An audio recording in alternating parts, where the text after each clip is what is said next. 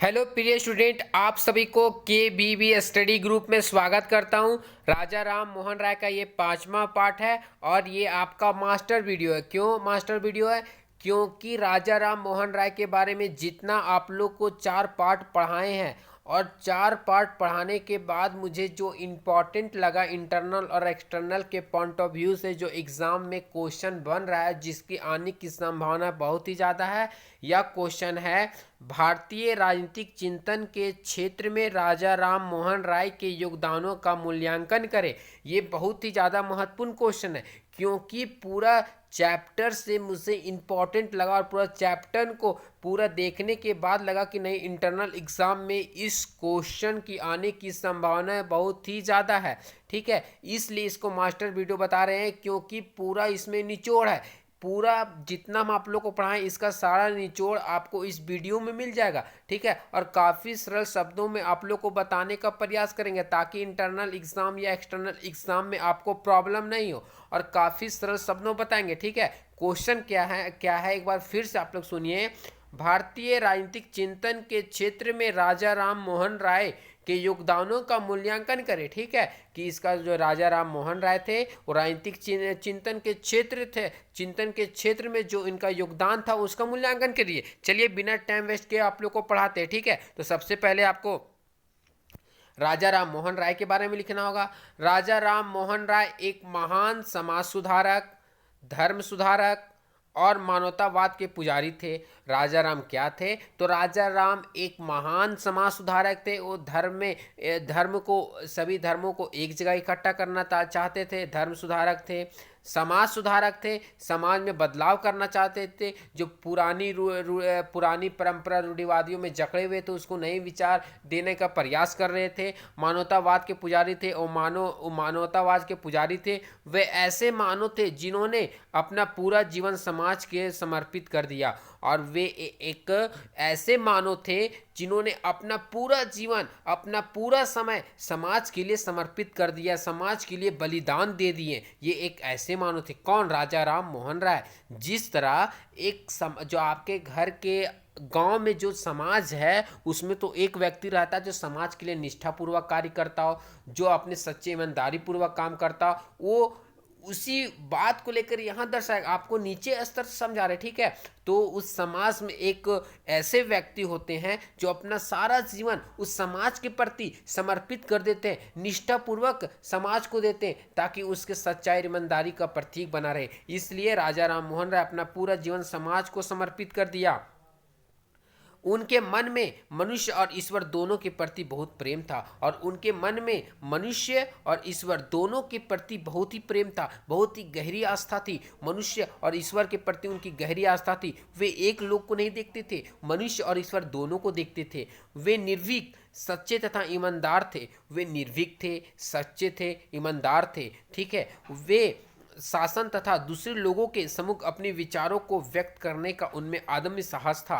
और राजा राम मोहन राय के अंदर राजा राम मोहन राय का ये गुण था कि कोई भी शासन हो, कोई भी शासक हो, उसके पास जाकर अपनी बातों को रखते थे। क्यों रख पाते थे? क्योंकि उनके अंदर आदमी साहस था, उनके अंदर क्षमता थी, उनके अंदर बोलने की एक रूपता थी। और भी उसी के चलते वे ब्रिटिश सरकार हो या कोई शासन हो उसके समक्ष अपनी बातों को रख सकते थे। और बहुत ऐसे भारतीय थे जिन्होंने अपने बातों को ब्रिटिश के सामने नहीं रख सकते थे। क्यों रख पाते? क्योंकि ये सच्चे, ईमानदार, निर्भीक थे। इसलिए शासन के समय दूसरे लोगों के सम्मुख अपनी बातों को सही सुनता, यानी अपने बातों को रख पाते थे या व्यक्त कर पाते थे। ठीक है, और उनमें आदमी साहस था। वे किसी से डरते नहीं थे। अपनी बातों को रखने के लिए उसमें किसी तरह की हिचकिचाहट नहीं थी और अपने बातों को सही ढंग से प्रस्तुत कर पाते थे। वे विविध धर्मों के प्रकांड पंडित थे, और वे विभिन्न धर्मों के प्रकांड पंडित थे। आपको बतलाएं कि वे सभी धर्मों को गहनता पूर्वक अध्ययन किया था। प्रकांड पंडित उसे बोलते हैं, मान लीजिए कोई पॉलिटिकल साइंस का टीचर है, पॉलिटिकल साइंस का टीचर है तो उसमें उसकी गहन रुचि, गहन ज्ञान है। अगर किसी तरह का स्टूडेंट क्वेश्चन कर देता है और उसका आंसर उस टीचर या प्रोफेसर की तरफ तुरंत उसका आंसर आ जाता है, और आंसर आने के बाद उस बच्चा को समझा जाए उसे प्रकांड पंडित बोलते हैं। जिस विषय में उसकी गहन ज्ञान गहन रुचि हो उसे प्रकांड पंडित बोलते हैं। और उन्होंने अपने इस ज्ञान के आधार पर राष्ट्र के आर्थिक और सामाजिक जीवन को विकास के मार्ग पर ले जाने का प्रयास किया।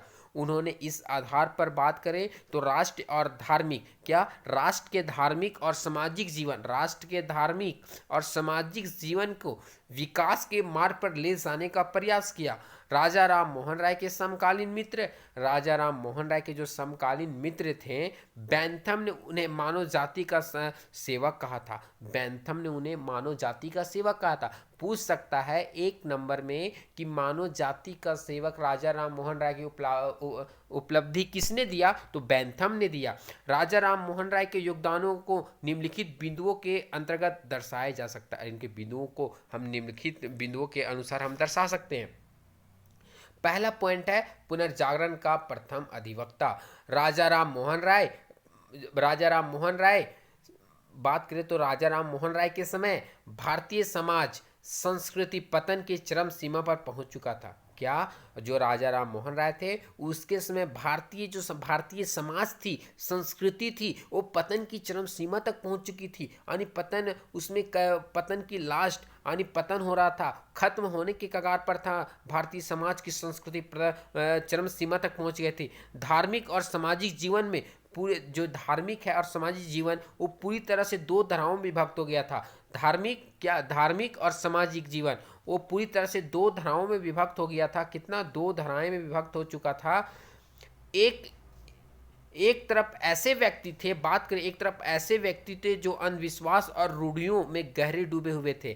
क्या? एक तरफ ऐसे व्यक्ति थे जो अंधविश्वास में विश्वास करते थे, रूढ़ियों में जकड़े हुए थे, पुरानी परंपरा को लेकर चल रहे थे। मान लीजिए कोई समाज का वरिष्ठ व्यक्ति हो, ठीक है, समाज का गणमान्य व्यक्ति हो, मान्य व्यक्ति हो, ठीक है, हमारे समाज में अगर वो बोल दिया कि नहीं आज सबको यहाँ पे बैठकर ये कार्य करना है, रात रहे या दिन रहे, लेकिन सारे लोग वहां जाकर उस कार्य को करेंगे, लेकिन उस कार्य से के पीछे क्या फायदा क्या नुकसान है, उस कार्य के पीछे वो समझ नहीं रहे हैं, यानी वो उनके बातों को मान रहे, वो अंधविश्वास है। सबसे पहले उस कार्य को करने से पहले आपको जांच परखना होगा कि कार्य सही करना है या गलत है। उस बातों को यहाँ दर्शाया गया। और रूढ़ियों पुरानी परंपरा में जकड़े हुए थे, जो उसके गुरुजन बोल दिए उस कार्य को करना है, ठीक है, वो गलत रहे या सही रहे उसको मतलब नहीं था, सिर्फ उसको कार्य करने से मतलब पुरानी परंपरा रूढ़ियों में जकड़े हुए थे। समाज के लिए उपयोगी किसी नवीन विचार और व्यवहार को स्वीकार करने के लिए तैयार नहीं थे। और समाज के लिए बात करें तो समाज के लिए उपयोगी किसी भी नवीन विचार अरे नई विचार को व्यवहार को स्वीकार करने के लिए तैयार नहीं थे। वो पुराने अंधविश्वास जो बात है वो समाज के वरिष्ठ व्यक्ति द्वारा बोल दिया था, वो विश्वास को लेकर चलते थे, नई बात को स्वीकार करने के लिए तैयार नहीं होते थे। दूसरी ओर भारतीयों को एक वर्ग पश्चात सभ्यता और संस्कृति को श्रेष्ठ मानते हुए ईसाई धर्म के ओर आकर्षित हो रहे थे। बात करें तो दूसरी ओर एक भारतीय वर्ग पश्चात सभ्यता पुरानी सभ्यता और संस्कृति को श्रेष्ठ मानते हुए ईसाई धर्म के ओर आकर्षित हो रहे थे। क्या? ईसाई धर्म के ओर आकर्षित हो रहे थे। उन्हें अपना धर्म और संस्कृति अपने ही देश में हे लगने लगी थी। उन्हें अपने ही देश की संस्कृति और अपने देश की धर्म उसे बुरा लगने लगी थी। यह पतन जब उन्हें बुरा लगने लगा तो उसे अच्छा नहीं लगने लगा, इसलिए वो ईसाई धर्म के और आकर्षित हो रहे थे। क्यों? क्योंकि उनकी धर्म और संस्कृति अच्छा नहीं लग रही। जैसे उदाहरण के तौर पर हम बोल सकते हैं कि हमारे भारत में बहुत मुसलमान लोग हिंदू में आ रहे हैं। क्यों? क्योंकि उनको अपने धर्म के प्रति उनकी बुराइयां दिख रही है। क्यों? ये धर्म अच्छा नहीं, मुस्लिम धर्म नहीं, मुस्लिम धर्म से अच्छा हिंदू धर्म है। इसलिए उदाहरण के आप लोग बुरा नहीं मारेंगे प्रिय स्टूडेंट, ठीक है, हम उदाहरण के तौर पर समझाने के लिए आप लोग को इस बातों को दे रहे ताकि आप लोग को माइंड में रिकॉल हो, ठीक है। एग्जाम के टाइम में जल्दी एग्जाम्पल को इसलिए दिया जाता है कि आप लोग एग्जाम में सटीक तरीके से लिख पाए। एग्जाम्पल को रिकॉल किससे कि सर इस बात को आप बतलाए, इसलिए आपको बता रहे। इसलिए अपनी संस्कृति उसकी जो मुसलमान की जो संस्कृति थी, जो उनकी जाति थी, उनको हे लगने लगी थी, इसलिए वे हिंदू धर्म में आने का प्रयास करने हिंदू धर्म में लगे। और ठीक है, ऐसी स्थिति में राजा राम मोहन राय बात करें, ऐसे राजा राम मोहन राय एक नए रास्ते की खोज और उस पर चलने के साहस का परिचय दिया। और राजा राम मोहन राय थे, वो नए रास्ते की खोज किए और उस पर चलने का साहस का परिचय दिए। राजा राम मोहन राय सिद्ध किया कि अन्य धर्मों और संस्कृतियों की तुलना में भारतीय धर्म और संस्कृति श्रेष्ठ है। राजा राम मोहन राय ने सिद्ध कर दिया कि अन्य धर्मों और संस्कृतियों की तुलना में बात करें तो भारतीय धर्म और संस्कृति श्रेष्ठ है। विभिन्न देश से हमारी संस्कृति श्रेष्ठ है, धर्म श्रेष्ठ है। या विदेशों की बात करें या कहीं और की बात करें तो हमारी धर्म श्रेष्ठ है, संस्कृति श्रेष्ठ है। लेकिन इसके लिए भारतीय जीवन में व्यापारिक बुराइयां, इसके लिए हमारे भारतीय समाज में बहुत सारी बुराइयां फैली हुई है, इसको दूर किया जाना चाहिए। यह पुनर्जागरण का संदेश था। और पुनर्जागरण का क्या संदेश था? जो हमारी भारतीय समाज में बुराइयां हैं उसको दूर किया जाना, यही तो पुनर्जागरण का संदेश था। पुनर्जागरण का एक संदेश था कि जो हमारे समाज में बुराइयां हैं, जो कई सारी बुराइयां, उसको दूर किया जाए। और निश्चित रूप से राजा राम मोहन राय ने पुनर्जागरण के प्रथम अधिवक्ता और संदेशवाहक थे। और निश्चित रूप से बात करें तो राजा राम मोहन राय पुनर्जागरण के प्रथम अधिवक्ता थे या संदेशवाहक थे। ठीक है, बोला जाएगा कि प्रथम अधिवक्ता कौन थे? राजा राम मोहन राय, बाल गंगाधर तिलक, या कोई और ऑप्शन आपको टिक करना है? राजा राम मोहन राय। वी.एस. नरवे के शब्दों में उनकी दृष्टि विकृत और रूढ़ियों और रीति रिवाजों में धुंधली नहीं पड़ी थी। ठीक है, बोलते उनकी दृष्टि थी विकृत रूढ़ियां और रीति रिवाजों से धुंधली नहीं पड़ी थी। उनके उदार हृदय, उनके मन ने उन्हें पूर्व को हीन माने बिना ही पश्चिम का संदेश स्वीकार करने के लिए प्रेरित किया था। ठीक है, नेक्स्ट पॉइंट है प्रिय स्टूडेंट, धर्म और समाज सुधार के क्षेत्र में योगदान। आपको बताया था उन्होंने धर्म में भी काफ़ी, जो अलग अलग धर्म में बटे थे उसको एक करने का प्रयास किया, उसके अनुसार उसको प्रयास किया। उसके बाद धर्म जो समाज सुधार था उसके क्षेत्र में भी योगदान दिए थे। भारतीय जीवन को राजा राम मोहन राय का सबसे प्रमुख योगदान धार्मिक और सामाजिक कुरीतियों के विरुद्ध संघर्ष था। सबसे उनका प्रमुख योगदान था क्या? धार्मिक जो बुराइयां थी और सामाजिक बुराइयां थी उनके विरुद्ध उनका संघर्ष था। संघर्ष क्यों था? कि जितनी भी धार्मिक बुराइयां हैं, सामाजिक बुराइयां, उसको दूर किया जाए, इसलिए वो संघर्षरत थे। वो संघर्ष कर रहे थे कि सब बुराइयों को दूर किया जाए। धार्मिक क्षेत्र में उन्होंने बहुत, धार्मिक क्षेत्र की बात करें, बहुदेववाद, मूर्ति पूजा, बलि प्रथा, सती प्रथा और विभिन्न धर्म की जो बुराइयां थी, विभिन्न धर्म का बुराइयों को तीव्र विरोध किया। धर्म सुधार के क्षेत्र में जो कार्य यूरोप में मार्टिन लूथर ने किया, वही कार्य राजा राम मोहन राय ने भारत में किया। क्या बात करें, यूरोप में जो मार्टिन लूथर ने किया वही कार्य धर्म सुधार के क्षेत्र में राजा राम मोहन राय ने भारत में किए। सामाजिक जीवन में उन्होंने बाल विवाह, बहु विवाह, विधवा विवाह निषेध, भ्रूण हत्या, सती प्रथा, छुआछूत, संकीर्णताओं तथा समुद्र यात्रा पर निषेध आदि स्थितियों का तीव्र विरोध किया। बात करें तो सामाजिक जीवन में भी राजा राम मोहन राय ने बहुत सारे प्रथा को उन्होंने अंत करने का शुरुआत किया।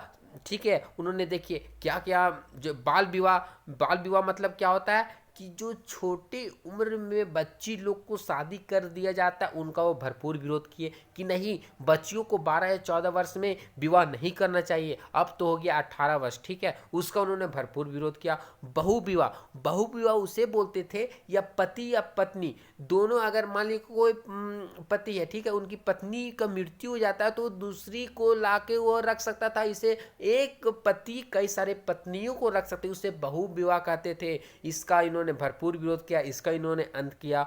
विधवा विवाह निषेध, इन्होंने विधवाओं को फिर से विवाह करने के लिए उत्तेजना भरी, बोला कि नहीं, जो औरतें विधवा हो जाती थी उसको फिर से विवाह करवाया जाए। भ्रूण हत्या उसे कहते हैं कि किसी भी औरत के कोख में बच्चा को मार देना भ्रूण हत्या। ठीक है, उसके भ्रूण हत्या है, उसको अपने कोख में ही मार देना भ्रूण हत्या, वो सबसे बड़ी पाप है। इस पाप को नहीं करना चाहिए, उसका भी इन्होंने भरपूर विरोध किया। सती प्रथा यह था कि किसी का भी पति का मृत्यु हो जाने पर उस औरत को सती होना पड़ता था। उस आग में उसके पति के साथ उनको सती होना पड़ता था, नहीं होती तो उसे जबरन जला दिया जाता था। छुआछूत की भावना को उन्होंने नष्ट करने का प्रयास किया। ये सब कौन कौन? बाल विवाह, बहु विवाह, विधवा विवाह निषेध, भ्रूण हत्या, सती प्रथा, छुआछूत, संकीर्णताओं तथा समुद्र यात्रा निषेध आदि यात्रियों का तीव्र विरोध किया। उन्होंने नारी शिक्षा की आवश्यकता पर सबसे अधिक बल दिया। बात करें तो शिक्षा की आवश्यकता पर, नारी की शिक्षा की आवश्यकता पर सबसे अधिक बल दिया और इस बात का प्रतिपादन किया कि पत्नी को, अब यार इस बात पर सबसे पहले क्या कि स्त्री को शिक्षा की आवश्यकता है। उसके बाद इस बात पर बल दिया कि पत्नी को पति के संपत्ति में पुत्र के बराबर और पुत्री को पिता के संपत्ति में 1/4 हिस्सेदारी मिलनी चाहिए। कहने का तात्पर्य है कि जो पति का संपत्ति उसमें पत्नी को पुत्र के बराबर हिस्सेदारी मिलना चाहिए, और ठीक है, और पुत्र के बराबर पुत्री को पिता के संपत्ति में हिस्सेदारी मिले। कोई भी आपके घर की कोई सिस्टर है तो सिस्टर है तो आपको जितना हिस्सेदारी मिला उसमें 1/4 आपकी बहन की भी हिस्सेदारी मिलनी चाहिए। और समाज सुधार के क्षेत्र में राजा राम मोहन राय ने, बात करें समाज सुधार के क्षेत्र में राजा राम मोहन राय ने एक क्रांति का सूत्रपात किया और बौद्धिक चेतना उत्पन्न की। और क्रांति का सूत्रपात किया, शुरुआत किया और उसमें बौद्धिक चेतना की उत्पन्न की। तभी तो हमारी महिलाएं आज के फाइटर क्या बोलते हैं उसको, फाइटर प्लेन चला रही, लड़ाकू विमान चला रही है। हमारी महिलाएं बढ़ चढ़कर हर चीज़ में, हर सेक्टर में, हर फील्ड में बढ़ चढ़कर हिस्सेदारी ले रही है। ठीक है, नेक्स्ट पॉइंट है ब्रह्म समाज। भारत के राजनीतिक जीवन में राजा राम मोहन राय का एक प्रमुख योगदान ब्रह्म समाज की स्थापना था। बात करें तो राजा राम मोहन राय का एक प्रमुख योगदान क्या था? तो ब्रह्म समाज की स्थापना करना। ब्रह्म समाज भारत का सामाजिक धार्मिक आंदोलन था।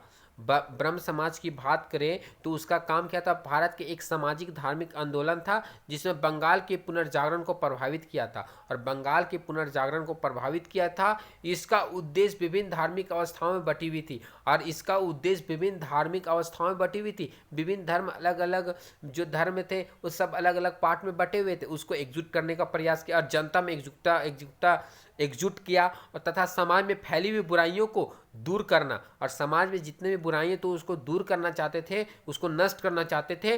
ब्रह्म समाज ने समाज में फैली हुई कई बुराइयों को बंद कर दिया, और समाज में जितनी बुराइयां थी उसको, फैली हुई बुराइयां थी उसको दूर किया। कौन कौन बुराइयां थी? जैसे सती प्रथा, बाल विवाह, जाति तंत्र आदि समाज में बहुत बुराइयां थी, उस सबको अंत किए। नेक्स्ट पॉइंट है राष्ट्रीय स्वतंत्रता में योगदान। बात करें राजा राम मोहन राय राष्ट्रीय आंदोलन में प्रत्यक्ष रूप से कोई कार्य नहीं किया हो, ठीक है, कोई कार्य प्रत्यक्ष रूप से नहीं किए, लेकिन इनके चिंतन और कार्य ने देश को अप्रत्यक्ष, इनके चिंतन और कार्य ने देश को अप्रत्यक्ष रूप से समाज, इसके अप्रत्यक्ष रूप से स्वराज्य के मार्ग पर आगे बढ़ने में बहुत अधिक योगदान दिया। क्या? अप्रत्यक्ष रूप से स्वराज्य को आगे बढ़ने में बहुत महत्वपूर्ण योगदान दिया।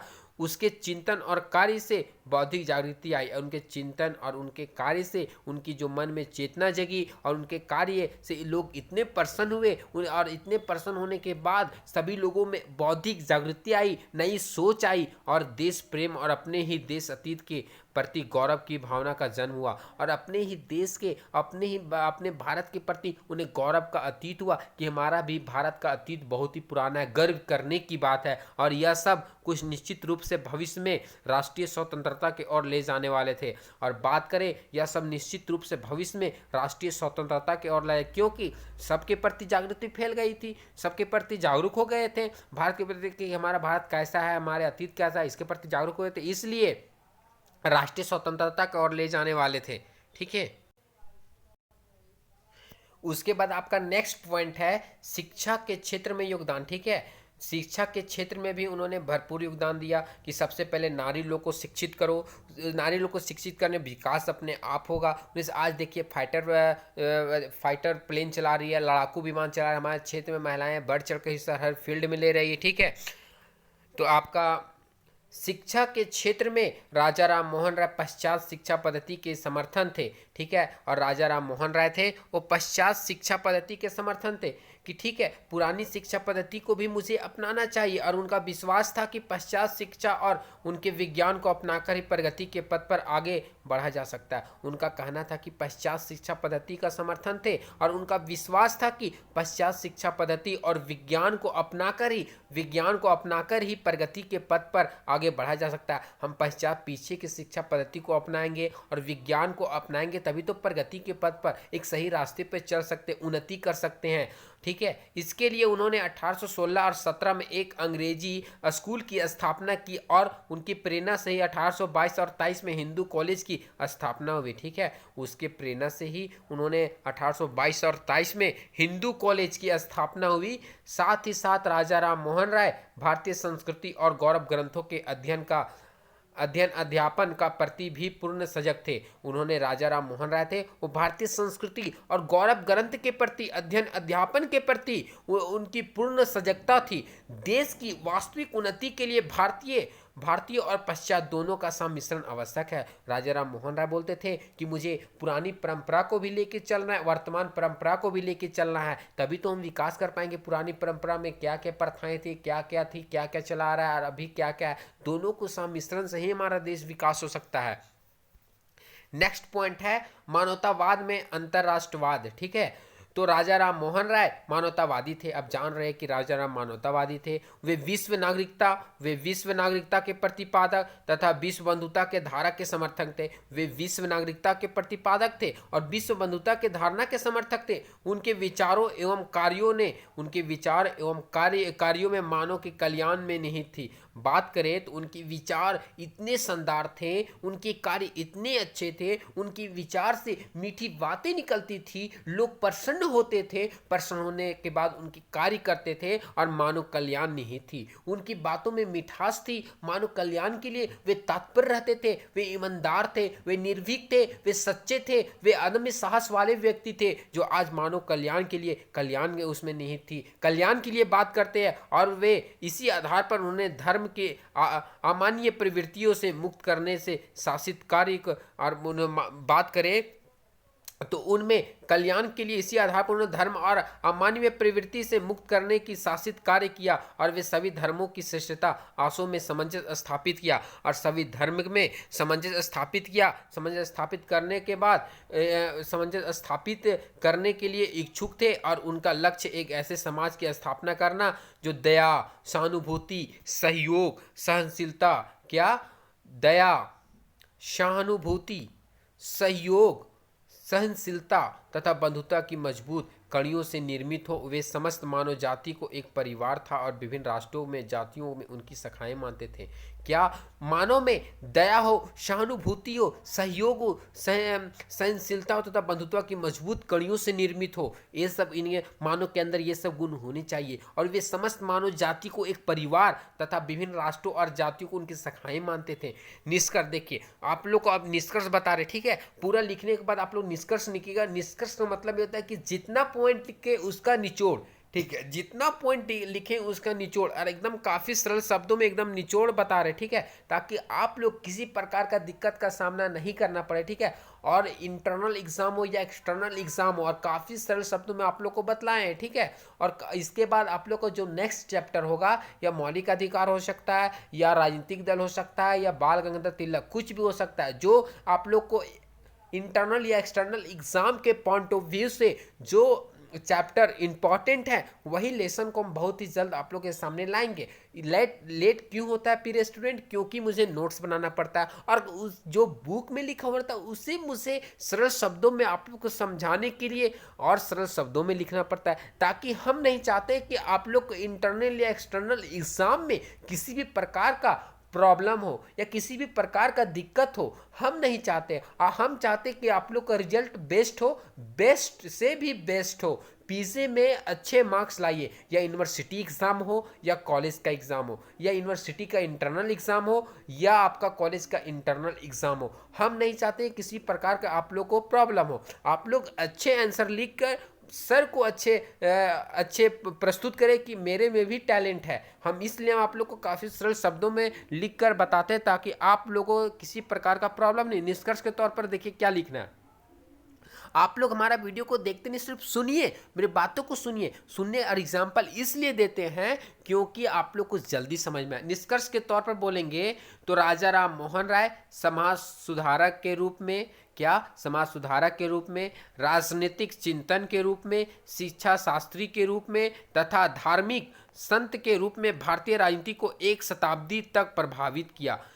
कैसे प्रभावित किया, क्या थे, तो समाज सुधार के रूप में उन्होंने प्रभावित किया, राजनीतिक चिंतन के रूप में प्रभावित किया, शिक्षा शास्त्री के रूप में प्रभावित किया तथा धार्मिक संत के रूप में भारतीय राजनीति को एक शताब्दी तक प्रभावित किया। ठीक है, उन्होंने किस किस कारण से प्रभावित किया, तो उन्होंने प्रिय स्टूडेंट इस कारण से उन्होंने प्रभावित किया, समाज सुधार के रूप में, राजनीतिक चिंतन के रूप में, शिक्षा शास्त्री के रूप में, धार्मिक संत के रूप में और भारतीय राजनीति को एक शताब्दी तक उन्होंने प्रभावित किया। ठीक है, उन्होंने प्रभावित किया प्रिय स्टूडेंट। उसके बाद उदारवादी प्रवृत्ति, और उदारवादी प्रवृत्ति उन्हीं के प्रभाव से गतिशील हुई, और उदारवादी प्रवृत्ति थी उन्हीं के प्रभाव से गतिशील हुई, उन्हें गतिशील हुई। पश्चात जगत के सह निकट लाने के लिए उनका योगदान बहुमूल्य था, और पश्चात जगत के सह निकट और उसके निकट लाने के लिए उनका योगदान बहुमूल्य था, बहुत ही ज़्यादा महत्वपूर्ण था। उन्होंने बंगाल और बंगाली के माध्यम से भारतीय पुनर्जागरण को अत्यधिक सबल और सशक्त बनाया। क्या, उन्होंने बंगाल और बंगाली के माध्यम से भारतीय पुनर्जागरण को अत्यधिक सबल और सशक्त बनाया प्रिय स्टूडेंट। उसके बाद उनमें नए भारत के निर्माण में अदम्य क्षमता थी, और उन्होंने चाहते थे नए भारत के निर्माण में उन्हें अदम्य क्षमता थी। एनी बेसेंट के शब्दों में राजा राम मोहन राय ने एक अद्भुत शक्ति, लगन और दृढ़ता थी। ठीक है, उन्होंने साहसपूर्वक हिंदू कट्टरपंथी सीमा तोड़ने का प्रयत्न किया, और उन्होंने हिंदू कट्टरपंथी सीमा तोड़ने का प्रयत्न किया। स्वतंत्रता का बीज बोया, जिसमें पुष्पित, फलुवित और फलवान होकर राष्ट्र निर्माण में नव जीवन की नई चेतना की अनुप्रेरित किया। और उन्हें राजा राम मोहन राय बहुत ही अच्छे, निर्भीक, सच्चे, ईमानदार व्यक्ति थे, जिन्होंने आज हमारे समाज में कई सारी बुराइयां थी उसको दूर करने का प्रयास किया। आज हमारे समाज में बहुत सारी बुराइयों को दूर किया। इस तरह आपका ये मास्टर वीडियो समाप्त हो गया। ठीक है, अगर हमारे बताने का तरीका अच्छा लगा तो KBB स्टडी ग्रुप को जरूर सब्सक्राइब, लाइक, शेयर कर दे प्रिय स्टूडेंट। ये आपका PG का राजा राम मोहन राय का पूरा लेसन समाप्त हो गया, और मास्टर वीडियो भी आप लोगों के सामने प्रस्तुत कर दिए, जो इससे क्वेश्चन बनेगा। अगर राजा राम मोहन राय के राजनीतिक चिंतन के बारे में बोलेगा, सामाजिक चिंतन के बारे में, सारा इसमें पॉइंट निष्कर्ष के तौर पर भी आप लोग को दे दिए हैं। ठीक है, आप लोग को सटीक ही लिखना है। ठीक है, और आप लोग किसी तरह का आप पीछे का वीडियो भी उठाकर देख सकते हैं। अगर हमारे बताने का तरीका अच्छा लगा तो KBB स्टडी ग्रुप को जरूर सब्सक्राइब, लाइक, शेयर कर दे प्रिय स्टूडेंट। ठीक है, इस तरह ये आपका मास्टर वीडियो समाप्त हो गया प्रिय स्टूडेंट। इसके लिए आप लोग को बहुत ही जल्द नेक्स्ट चैप्टर लाने का प्रयास करेंगे। जय हिंद, जय भारत।